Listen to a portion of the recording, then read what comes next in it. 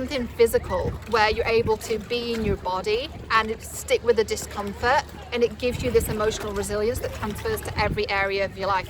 Why is this important for relationships? Because emotional regulation is the area in which most people sabotage their relationships. What does that mean in real terms? It means that most of us get annoyed. We get frustrated, we get angry, and we lash out at our partner or our friend or our family member or co-worker. We're not able to create this gap between what we're feeling and how we want to choose to respond. It's like,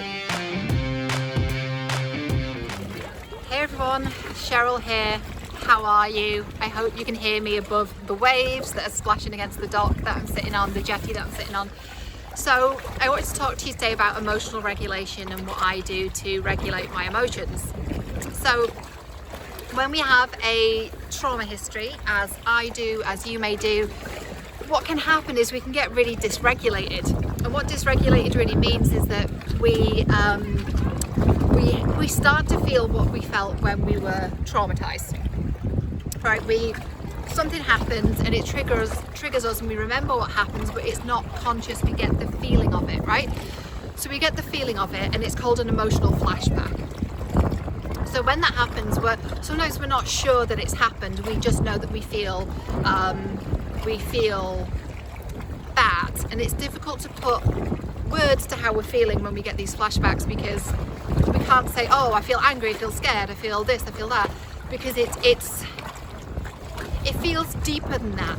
It can feel quite scary, and it can be hard to know how to put words to that particular emotion. And there's a lot I could say about traditional talk-based therapy, which is so important, and I recommend anyone that's got a trauma history to go there first. I've sent many clients to counselling, or people that come to me and I say, you know what, I'm not your first port of call, you need to go to a counsellor first. And once we've done that, once we've done quite a bit of therapy, it's really important too that we find a way to regulate our emotions and to, hi doggy, hi. This dog just like coming towards me. It's really important that we find a way to regulate our emotions and help ourselves feel better. So one way that I've done this, and I'm very evangelical about this, and it's absolutely changed everything for me. One thing I do is the Wim Hof Method. You might have heard of Wim Hof, is known as the Iceman, and it involves 3 different components. It involves breath work, cold water exposure, and mindset. So I'm sat here with wet hair and I don't have my bikini on because I just got changed, but I've just been in the lake, this very lake here. I swam in this area right here between these 2 jetties because it's really choppy today, so I didn't want to go any further. But there's something about the cold water that really brings us into our body and brings us into this present experience that has been absolutely game-changing for me, really, really life-changing. So that's one thing that I've used. So breath work, mindset and commitment, but then more than anything, getting my body in cold water. Now obviously with this, be careful, don't just plunge yourself into a body of cold water because that's dangerous. You've got to do this properly. And I actually had an interview yesterday as you're seeing it, but it hasn't happened yet as I record this. It's like time travel.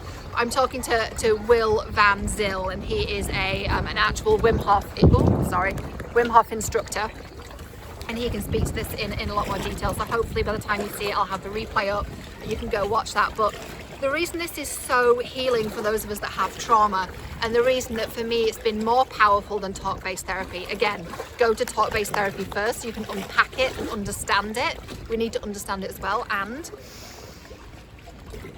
it's so helpful for those of us that have trauma, because when we're in trauma, we're in our heads and we get these emotional flashbacks and there's loads of emotions. It's very confusing, and we can dysregulate and disassociate, which basically means in real terms we go off somewhere else, right?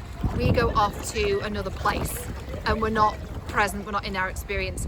Trauma is also stored in the body, so it's been absolutely incredible for me. And I've always been a very physical person anyway, in terms of fitness and exercise and nutrition and that, but to be able to be with my body, because when you're in the cold, and this water's not even that cold, it looks cold, but it was 18 degrees yesterday. I think it's about 15 degrees today, I would guess. I'm no expert, I've literally been in this lake like twice in the past 2 days. That's all I've done. I'm not an expert. But what it feels like for me is that when you're really, really present when you're in the cold, you've got to be really present in it, and it brings you really into your body. It like smacks you into your physical experience. And it also really forces you to regulate what you're feeling. So for example, even as recently as a year ago, if I accidentally turned the shower on to cold, I would squeal bloody murder. It would be really overwhelming for me. And the most I've done now is like 5 minutes, but what I do regularly is 2 minutes of freezing cold shower every day. And again, do this gradually and watch my interview, my conversation with Will, to get the full details of how to do this and how to do it safely. But when you're in that experience and your brain's going, oh my God, it's cold, oh my God, it's cold, oh my God, it's cold, I want to get out, I want to get out, and you're really feeling that, you've got no choice really but to get your mind right and to center and to be really calm and to breathe.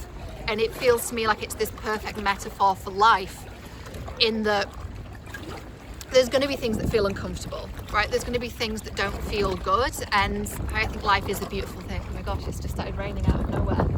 Amazing. There's going to be things that don't feel good, but it's how we handle it. And for me, being in the cold has really helped me to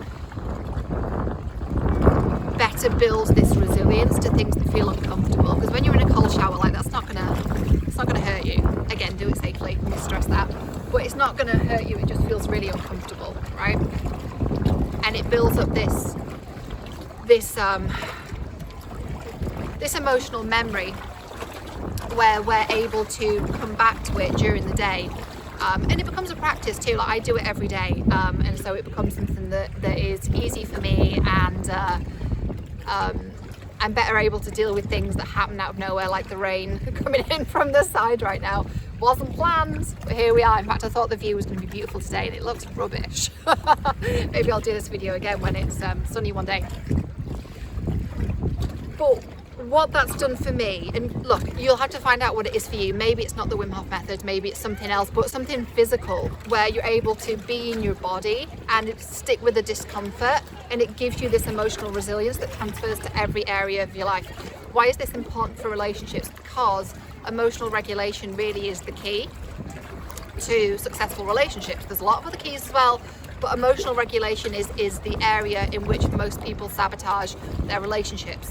What does that mean in real terms? It means that most of us get annoyed. We get frustrated, we get angry, and we lash out at our partner or our friend or our family member or co-worker, or Sharon that works in accounting, whatever it is. Because we're not able to create this gap between what we're feeling and how we want to choose to respond. It's like we react. There's this knee-jerk reaction.